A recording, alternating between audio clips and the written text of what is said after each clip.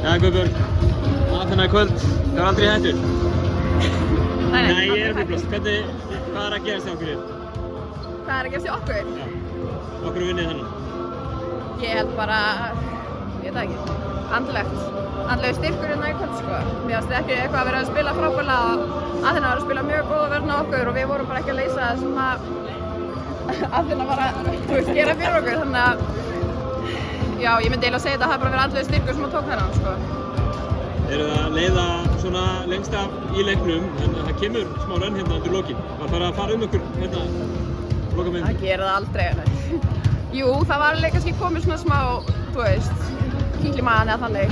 En við bara hættum að spila og reyndum að verja forystuna í staðinn fyrir að halda bara áfram og klára leikinn. Þannig að, nei, við vorum alltaf að fara að vinna þannig held ég.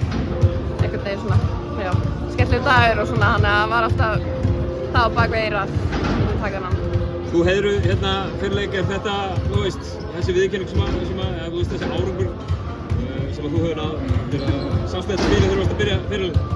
Nei, alls ekki, sko. Þetta var ekkert eitthvað sem ég stemdi að. Þetta var bara að körfubolti er helviti skemmtileg íþrótt, þannig að maður nennir að vera að standa í þessu og svo ég er bara búin að vera heppin að lenda aldrei í einhverjum svaka meiðslum og þannig að ég bara fekk eiginlega meira áfall þegar ég sá þetta, 19 tímabili og bara, já, ok.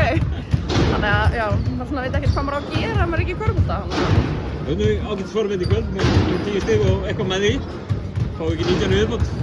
Jú, taka 19 tímabili viðbót. Þá fyrst verði nú kölluð amma. Það sá titillinn kominn, þannig að ég er ekki alveg með það. Nei, maður kannski hættir einhvern tímann. Maður er ekki búinn að ákveða það strax allavega. Já, það er ekki Guðbjörg, til hamingju og til hamingju með sigurinn. Já, takk hérna.